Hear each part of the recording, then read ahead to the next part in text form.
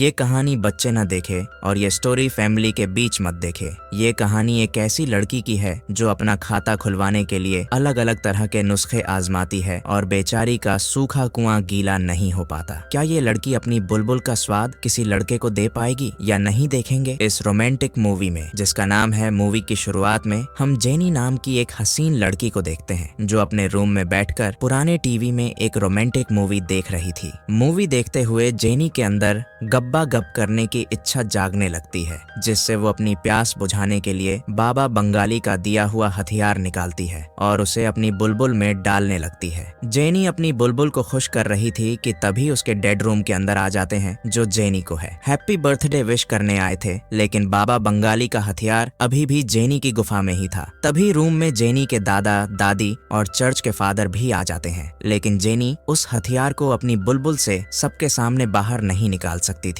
अब गली के कुछ बच्चे भी जेनी को बर्थडे विश करने आए थे। उनके साथ जेनी का डॉग भी अंदर आ गया था। डॉग जब जेनी के ऊपर से कंबल हटाता है तो बाबा बंगाली का हथियार जेनी की बुलबुल से निकलकर सीधे केक पर जा गिरता है। ये देखकर सभी लोग हैरान होते हैं, जिसके बाद जेनी और उसके भाई को उनके डेड स्कूल छोड़ने के लिए जाते हैं, जहाँ रास्ते में जेनी का भाई जेनी से कहता है कि अब तुम बड़ी हो चुकी हो, इसलिए पहले तुम्हें बॉयफ्रेंड बना लेना चाहिए। पर जेनी इन सब बातों पर ध्यान नहीं देती थी, वो सिर्फ पढ़ाई पर फोकस किया करती थी, इसलिए सभी जेनी को चूमू समझते थे। फिर जेनी के डैड उन्हें स्कूल में छोड़कर चले जाते हैं। इसके बाद हम स्कूल में जैक को देखते हैं जो पूरे स्कूल में फेमस था और स्कूल की सारी लड़कियां जैक के ऊपर मरती थी, पर जैक किसी भी लड़की को भाव नहीं देता था। दूसरी तरफ जेनी के पास रिकी नाम का लड़का आता है जो काफी टाइम से जेनी को प्यार करता था, इसलिए आज भी रिकी जेनी का बर्थडे गिफ्ट लेकर आया था। पर आज भी जेनी रिकी के प्रपोजल को एक्सपेक्ट नहीं करती और वहां से चली जाती है। वहीं स्कूल में हम जेनी के भाई को देखते हैं जो अपने नल्ले दोस्तों के साथ था। जेनी का भाई अपने दोस्तों को बताता है कि अब उससे सब्र नहीं होता क्योंकि उसका चेतन अब किसी की बुलबुल में जाने को बेकरार है, इसलिए अब उसे किसी लड़की के साथ